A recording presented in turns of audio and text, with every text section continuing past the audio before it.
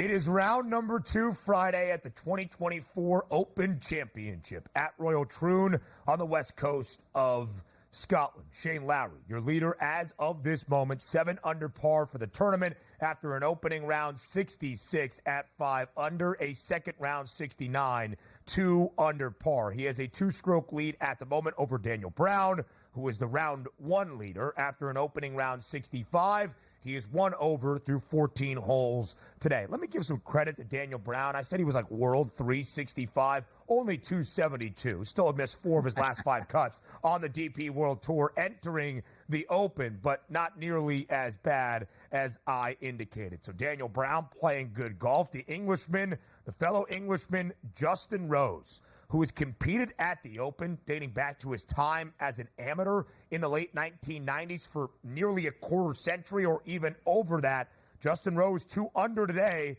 after an opening round 69. He is 4 under, sits in third alone. Yeah, that's when we talk about like those older sort of crafty players like Justin Rose that can still get the job done because they've had the capabilities to winning on U.S. soil and also over there in Scotland and the U.K. for the British Open. But at the same time, I'm sort of looking at this line. Scottie Scheffler, top 5 right now, 2 under par, but he's 5 shots back. I need to see more superstars here. But also, this is what we talked about even with Charlie on earlier this week, saying to ourselves, you know what? Is this one of those tournaments where looking at the leaderboard that we're going to get some surprises and maybe the top cream of the crop players aren't going to be in that top 15, top 20 making a charge on Sunday afternoon? And usually that could be a little bit detrimental to the ratings because we love star power going after major championships all the time. That's what draws it in. But I'm looking at this top saying, hey, why not Justin Rose? Why not Daniel Brown? Why not Shane Lowry? We're not knocking, these guys as being not great golfers, but we're used to seeing the superstars up there. But Scotty's always lurking at this point. -2 after 2 rounds here. We'll see what he has for the weekend. Never, ever count him out. Still a decent amount of star power in a tied 8th spot right now. Still in the top 10. Jason Day 1 under. Patrick Cantlay 1 under. Both shooting 3 under in their second round with a 68. Xander Schauffele 2 under through his opening round. Did drop a shot. 1 over par 72 in round number 2. Also at 1 under par. And let's give some credit to the big Irishman, Shane Lowry, the 2019 champion golfer of the year, winning the Claret Jug at the Open Championship at Royal Portrush back in 2019. He is a major champion. But, Donnie, we go through all of these things and handicapping and previewing each and every week, and we talk about the value on Scottie Scheffler. Too short to bet before the tournament gets underway. Who might have a longer price that we think is going to be in the hunt come the weekend, come Sunday afternoon.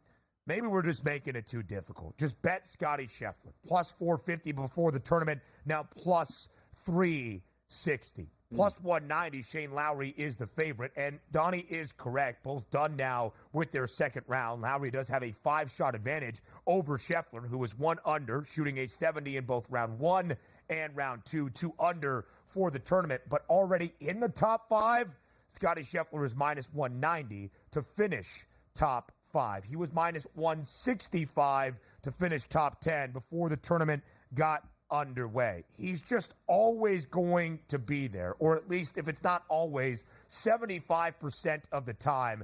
And if you're hitting winning wagers at 75% of the time, you are going to be incredibly profitable when all is said and done.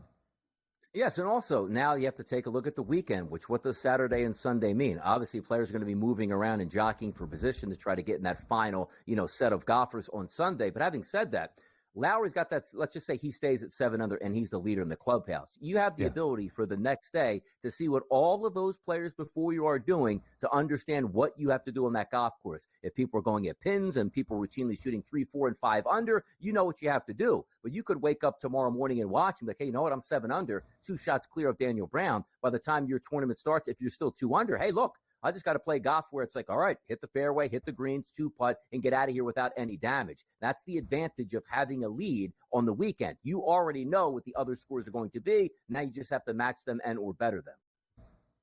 Yeah, so Tiger Woods, by the way, did just complete his second round, 6 over 77, 14 over for the tournament. Battling right now to stay out of last. He's not going to be last, but of course he is going to miss the weekend. Rory McIlroy, 7 over in his opening round with a 78 on the card. The projected cut line still at 4 over par for this Friday, trying to see the weekend at the Open. Rory's round 2 over-under scoring prop, 71.5. Under that, 71. That's even par at Royal Troon today, but Rory's got to be at least 3 under, it would seem, as of right now. And the difficult thing is, with Shane Lowry posting that 7 under, the top of the leaderboard is not really going to change. We could see some players fall out and Rory's positioning be better to move the cut line, but Rory's got to be at least a few under par, DRS, on this Friday to see the weekend even. But it does seem, as this is this year's final major championship in men's golf, that Rory's decade-long major championship winning drought is going to continue into 11 years when all is said and done. And it looks like it, too, because you're going to have to post one of the better scores of the day to get inside what we think now is the projected cut line of 4. Because, again, if it was 6 under, 7 under, 8 under, a couple guys, okay, Rory can cook. He's that talented. He can get it going as well. But you're looking at maybe what's the best round of the day so far, Ben, finished 3 under 68. par. So you had exactly. So I mean, you're really not going to do too much damage that way. So he's really got that uphill climb, and competing and winning is different than just making the weekend. I'm sure he wants to make the weekend because it'd be embarrassing to come home there and say, you know what, I didn't play all that well and play terrible golf. He didn't just miss the cut. Let's see what he does today. He could put another +7 together and just really be out of it at that point. DRS minus 190 right now on Scottie Scheffler to finish top 5. He is in a tie for 4th at this moment. With the 25% profit boost on the FanDuel Sportsbook each and every day that you have for the Open Championship, is it worth a bet at like a minus 160 number for Scheffler to finish top 5? You figure he's going to be there. Again, I haven't done much research on the weather itself, and that's going to be key. Like, if you look and it's just average conditions there, absolutely. But if you're going to find that it might be 40-mile-an-hour wind gusts, then it's obviously anybody's game. But if it's normal wind conditions at the Open, then why not? He's always there at the end.